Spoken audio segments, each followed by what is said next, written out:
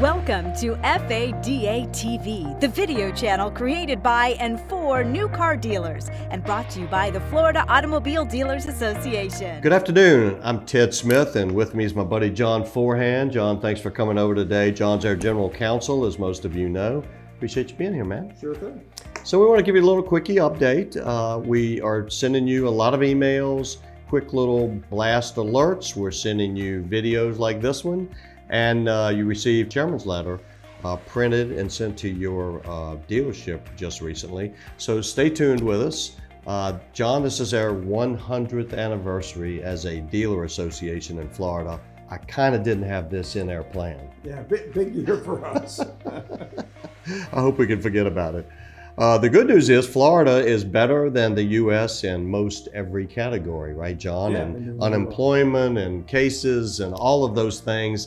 And even better news, because I'm watching your sales every week, I get a report from our transaction people that are doing titling and registration work. And I think that's the most reflective example of sales. And we're ticking at 48% down. Now we're at 45. This week, last couple of days, we're up 41%. So I'm sure you're seeing that in your stores. A little bit of consumer confidence is going to create some sales, hopefully.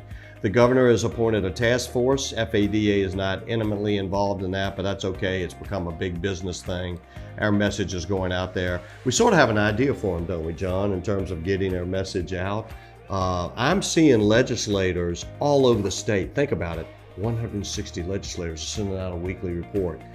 I think you ought to pick up the phone and just call your legislator and let them know what's going on in your business, because we are an economic driver, as you know, in this industry. Remember, we're 14% of sales tax. If you call your local member, you're going to end up in their report, which means we just multiplied our story and engaged members of the public.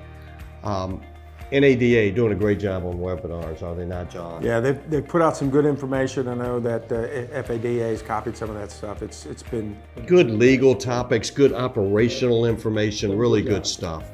The PPP, the Payment Protection Program, John, it took the feds 13 days to spend $350 billion. Pretty crazy.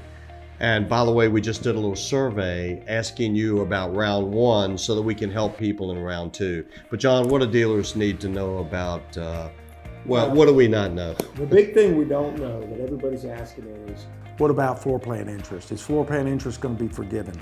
And we just don't know the answer to that. I can tell you that if it is forgiven, I think you can anticipate that it's only going to be on vehicles that were in your inventory before February 15th and that you're paying interest on during the 8 weeks after you get your money. But we don't know the answer. NADA is pushing the Treasury Department, the SBA on that, and hopefully we'll have an answer soon so that you can plan the 8 weeks, because hopefully you've gotten your money. But of course, some people did not get money. I think we know that the people who, a good number of the people who went to Bank of America ended up not getting funded in this particular round. There is today, as we sit, a bill pending which should be voted on and signed by the end of the week. That's going to produce another $310 billion coming your way. So everybody will have another opportunity to get their applications that are pending approved. I would suggest this to you. I haven't seen anything that says you can't have more than one application. So if you're with Bank of America or another bank that didn't get your application approved during the first round, try going to a bank that you know was successful. Put in a second application. Let them know that you're doing that. You're not going to get funded more than once, that's for sure. But think about going to a different bank and putting in a second application. And I think it's certainly true from what I'm hearing that some of the smaller banks did the better jobs of getting through. They didn't necessarily have to be an SBA super bank, you know, they did a good job. Workers' comp, big issue. Couple quick items though. Yeah, the issue here, it just kind of dovetails with trying to maintain a healthy and safe environment in your facility. There's obviously two sets of people in your facility. There's workers, your employees, and there's customers, hopefully buying cars. So with respect to your employees, understand that there's kind of up in the air about whether or not if they get COVID at work, that's going to be covered by workers' comp. Numerous of the insurance companies are taking the position that that's a life disease like the flu or a cold and therefore not covered. That's going to get litigated, I guarantee you. The employers are going to get caught up in that. Just understand that it's not necessarily going to be a workers' comp claim. I think you already know that with respect to customers, you're inviting them into your facility to do business for your benefit, and so you've got an obligation to make the facility safe for them.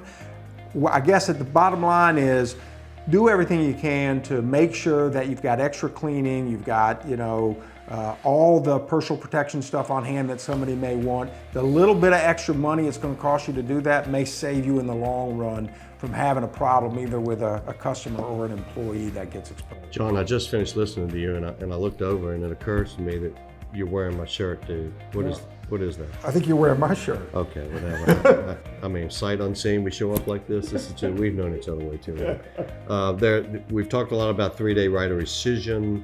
A lot of questions about that. Questions about that. Look, the big deal, NADA did a great job of that recently. What's the trigger? The trigger is home delivery and what happens at home. Right. If you are trying to sell the customer anything at their house, that's what triggers it. So if you do the whole deal by email, off of the web page, through mailing it, FedExing it, telephone, however it is, if all that happens is that somebody drops the car at the customer's house and the customer signs the final paperwork, there's not going to be a 3-day right of rescission. But if your F&I manager shows up at the house and is delivering the car and runs through the menu and tries to sell products, that is going to trigger the 3-day right of rescission. So stay out of actually doing sales in person at the home. Which brings us to a kind of a silver lining issue. DMV, after begging them to allow us to get rid of wet signatures and do computer signatures, e-signatures, they came out a couple weeks ago right at the right time, knowing that we needed it, and said we're going to find a way to approve that, and they've done so. So we're monitoring that without getting into any of those intricacies. There are a few issues, but John, for sake of this, why don't we just say, if you're having issues, let us know. We're not hearing about too many problems. There may be some problems going on with auctions and audit trails and various things, but we'll tackle those when we get to the big thing is know that odometer signature no longer has to be a wet signature. That was the one that held us up, and they've cleared that up. NADA has done a great job with their webinars. I hope you're tuning in. They've talked about how to do demo rides. Really pay attention to that because of what John said earlier. You put a bad customer in with a good employee, or a good customer in with a sick employee. Either way, you come out the loser. I hope you're really being careful about that. And one thing I've noticed visiting our own stores is how you handle the customer when you first meet them and when you leave them is going to leave a huge impression on them in terms of, did you hand them the key fob in your hand, or did you hand it to them in a sanitary container or cloth. So please look at how you're doing those kinds of things around your store. And I would just tell you, I know that some dealers are sending customers out in the car by themselves. If you're gonna do that, call your insurance company. Let them know in writing, send them an email, tell them this is a process, make sure that they tell you that that's an acceptable process, because if the car doesn't come back, you're gonna expect the insurance company to cover it. Lots of other things are being done. 2 cars, customer in 1 car, dealer in the other car. There are some dealers that are actually saying, hey, we will give you a right of rescission. We'll give you a 5-day right of rescission. So don't feel like you have to test drive the car. Buy it, you don't like it, bring it back. So they are kind of cutting down on the number of test drives based on those policies. And that's a really pro-consumer thing to do, obviously. It's just to say, you don't need to test drive it, we'll take the car back if you get on it. Anyway, in terms of things to do, we're hearing about these sanitizing programs. John will tell you.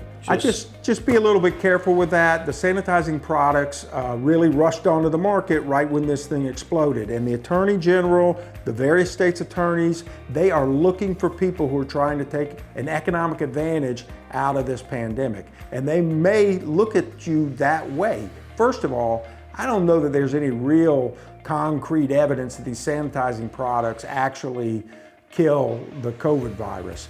You certainly don't know that.